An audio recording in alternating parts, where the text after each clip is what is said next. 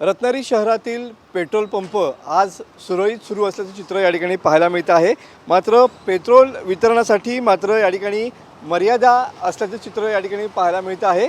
कारण ज्या पद्धतीनं पेट्रोलचा तुटवडा होता त्यानंतर आता पेट्रोल पंप चालकांनी या ठिकाणी पेट्रोल वितरणाच्यासाठी काही मर्यादा या ठिकाणी चालकांना आखून दिलेल्या पाहायला मिळतात। त्यानुसार दुचाकी चालकांना केवळ एका वेळेला 200 रुपयाचं पेट्रोल या ठिकाणी भरता येणार आहे।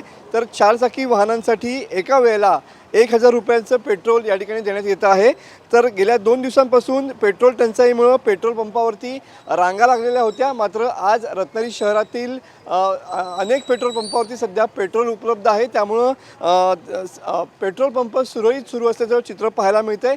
कुठेही या ठिकाणी ग्राहकांनी लाईन्स लागलेल्या पाहायला मिळत नाहीत। मात्र पेट्रोल पंपावरती पेट्रोल वितरणामध्ये या ठिकाणी पेट्रोल पंप चालकांनी मर्यादा घालून दिलेल्या पाहायला मिळत आहेत। केवळ एका दुचाकीस्वाराला या ठिकाणी 200 रुपयाचंच पेट्रोल या ठिकाणी दिलं जातं आहे। त्यामुळं जी होणारी गर्दी आहे ती या ठिकाणी कमी झालेली पाहायला मिळते। प्रत्येकाला पेट्रोल मिळावं किंवा इंधन मिळावं यासाठी हा पर्याय या ठिकाणी पेट्रोल पंप चालकांनी स्वीकारलेला पाहायला मिळतोय। कॅमेरामॅन समित गजनेसह मी मनोज लेले, TV9 मराठी, रत्नागिरी।